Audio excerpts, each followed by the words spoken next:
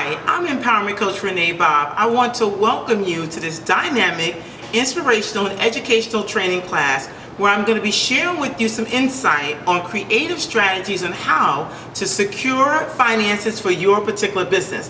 Whether you're a startup business or a seasoned entrepreneur, I want to share with you over 13 different ways that you can finance your business. But before we get started, I want to share with you a little bit about my background. I am the owner of Renee Bobb Training as well as RBI Enterprise, which is an empowerment training and development firm. And my goal is to work with individuals to help them to be able to start their own business, financial empowerment, career development, or to help you write, market, and publish your own book. I have 16 books that I've published. I do a TV talk show, I do a radio show, and so my goal today is to take all those years of experience and put them into this particular training. So again, I want to welcome you, and you can always visit me online at reneebobbtraining.com as well as reneebobb.com and thebookpublishinglady.com. So let's go ahead and get started. You should have in front of you your action plan form, your agenda, as well as the ebook, Creative Strategies on How to Finance Your Business. So let's go ahead and get started with the 13 different ways to finance your business. Of course, number one is thinking about going to a bank and getting a bank loan. Some of you may be very concerned that you may not have credit, you may not have collateral, you may not have good character, and the banks look at that, and a lot of them are sometimes concerned whether the business is going to make money or not. And then some banks are very concerned with whether your business is going to be here for a long term. And a lot of banks are really kind of shy about investing in startups because, again, as a startup, you don't know whether the business is going to be successful or not. So what I highly recommend that you do is, of course, if you have a great relationship with your bank, visit your local banker and talk to them about your business idea and find out what type of bank loans are available for startup businesses as well as those that are expanding. The key element in going to a bank is that you have to have a relationship with the banker, but you want to make sure that getting a bank loan is the best option for you, because keep in mind, if the business does not work out, you still have to pay back the loan. Option number two is your personal savings. There are many people that say that you should always use other people's money, and in some circumstances I do agree with that. But if you don't want to be in debt to someone and you want to maintain 100% control of your business, it may be best that you save up your money and you use your own personal savings in order to be able to finance your particular business. Option number three, getting a loan from a family member. If you decide that you're going to get a loan from a family member, you want to make sure that you and that family member sit down with an attorney and you do a contract to make sure they're crystal clear about the terms when it comes to you paying back the loan, how much you're going to give them in interest, and what is their return on their investment. Sometimes going to family members can really be a great idea, but I will warn you that it is a business transaction and you have to treat it like a business if you're going to go to a family member to get some money. But there have been many parents, many relatives that have invested in startup entrepreneurs to be able to help them to turn their vision into reality. So there's no reason why you shouldn't think about going to a family member to actually get a loan, but make sure you treat it like a business. Option number four, what about getting a loan from a friend? It's the same scenario when you're going to a family member as dealing with a friend. You want to make sure that you sit down with the attorney and that you actually do a contract together. Even though you're friends, they may have some money that they want to put towards your business idea, but it is a business transaction. And if you want to maintain the friendship long term, then please be wise and make sure that you actually do a contract. Some friends that give you money, they may just want to be a silent partner in the business. They may just want to give you the finances and you pay me back the money. But some of them may have another vested interest in your business. To make sure you guys are clear about your terms, sit down with an attorney and make sure you put everything in writing. But getting a loan from a friend may be a great option. Option number 5, community groups and churches. There are some churches that have programs, and community groups also, that have programs where they put together some funds in order to be able to help startup entrepreneurs. What I highly recommend is that you go to your church and you talk to your pastor, or you talk to someone in the church finances to find out what type of programs do they have available for entrepreneurs and for those who are been in business for a long time, but they're looking for some additional capital in order to be able to grow their company.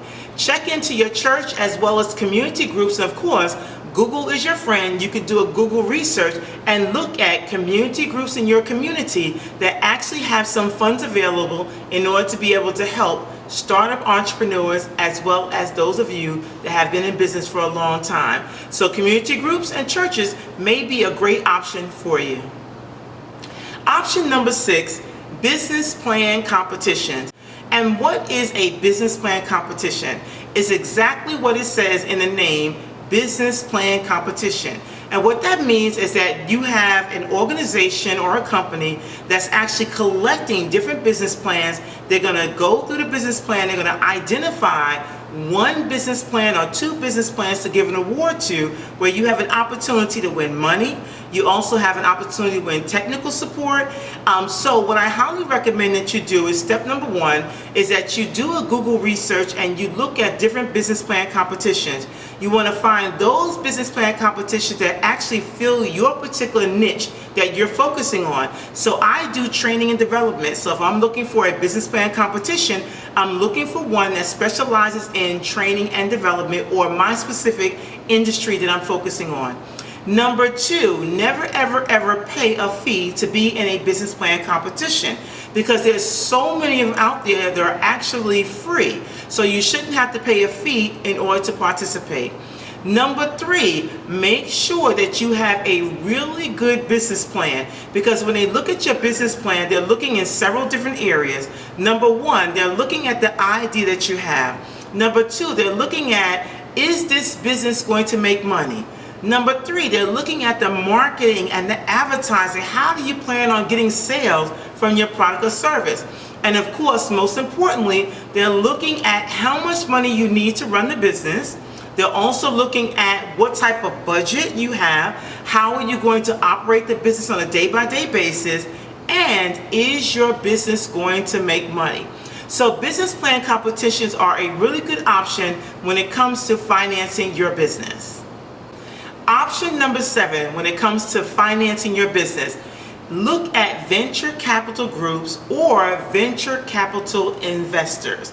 Now what these are individuals that are looking to finance your business, but they're looking to put money and invest in your company. Keep in mind that a lot of these venture capitalists, they're interested in getting a percentage of your company. And are you willing to give up a percentage of your company? Are you willing to give up equity in your company for the money that you're going to receive? What I recommend that you do is do a Google research on venture capital groups, venture capital individuals in your geographical area that you live. I highly recommend also that you visit some venture capital groups so you can learn more about what those options are. And in your ebook, I do give you a list of several different venture capital groups that you can tap into. But please keep in mind that you have to be interested in giving up a part of your company, equity in your company, in order to get access to the capital. If that's not something you want to do, then we need to look at some other options. Option number 8, when it comes to financing your business, tap into the resources at the Small Business Administration. That's www.sba.gov.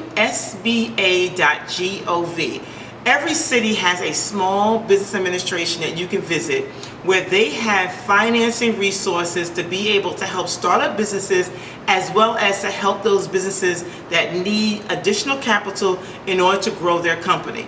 And again, when you go to the SBA, you want to make sure that you bring your business plan with you, and inside your business plan should be your marketing plan as well as your financial projections, and be crystal clear about how much money you need in order to be able to finance your business. Again, that's SBA.gov, another great resource to be able to help you to finance your business. Option number 9, private investors. Having a private investor can be a true asset to your company. Investors can bring many different things to you, including experience, money, and connections. When you're thinking about dealing with a private investor, please be mindful of what it is that you're willing to give in exchange for their support that they actually give you. An investor, of course, wants to give you the money, but they also would like to be able to get their investment back plus some additional capital on top of the investment that they give you. So if you decide to go with a private investor, again, make sure you do a Google research. You identify private investors. You want to find a private investor that has invested in companies that are very similar to yours, and you want to make sure that you're clear about what it is that you're looking for when it comes to dealing with a private investor. Are you just looking for capital? Are you just looking for networking and support? Or are you also looking for experience that they can bring to your company in order for you to be able to start the company as well as to grow the company? Private investors can be a great asset to your company, but do your research to make sure that you are willing to work with someone and possibly give up a percentage of your company to that private investor. A lot of them do things differently, but you have to be clear about your goals and your dreams and what you're trying to do in order to be able to work with a private investor. Not everybody wants someone breathing down their neck, questioning everything that they're doing. And not to say that every private investor is like that, but if an investor is willing to give you money, you had better be sure that they know that they're going to want to make sure that you're doing everything that you can to make sure that the company is growing. And some of them may want to take a more active approach when it comes to the money that they've actually given you. So again, private investors could be a great asset, but be sure to do your research to make sure that you're connecting with the right private investor. Option number 10, when it comes to creative ways to finance your business, partnership arrangements. And partnership arrangements mean that you're going to partner with someone, it could be a company or an individual, that's going to come together with you in your business. They're going to give you finances, they may support you with network and resources, and you guys are going to work together on your business in order to be able to start the business or to be able to help the business to grow.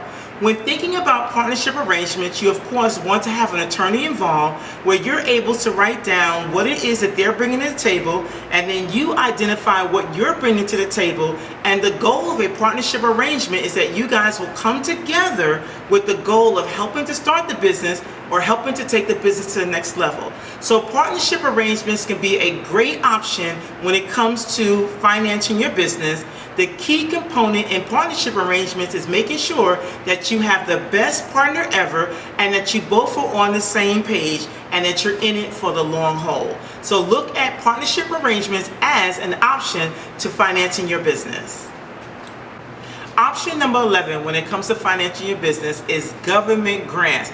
I get so many phone calls and emails from startup entrepreneurs and seasoned entrepreneurs that are looking for government grants in order to be able to finance their business. And I know you may go to some organizations and they say there's no government grants out there, but that's not true. There are government grants out there for you to tap into. I've been in business for over 20 years and I have many grants that I've been able to receive as a startup entrepreneur as well as a seasoned entrepreneur. To give you an example of some government grants that are available, in 2017, the SBA launched an Innovate Her Business Challenge for innovation that empowers women's lives. And this was a grant that was geared towards women that were starting and expanding their own business. And it was given through the SBA. Another option is the Ellen Fisher Women-Owned Business Grant. And again, a lot of these resources are inside your book. And so I do give you 6 pages of government grants that are available. When it comes to identifying the government grants to tap into, do a Google research.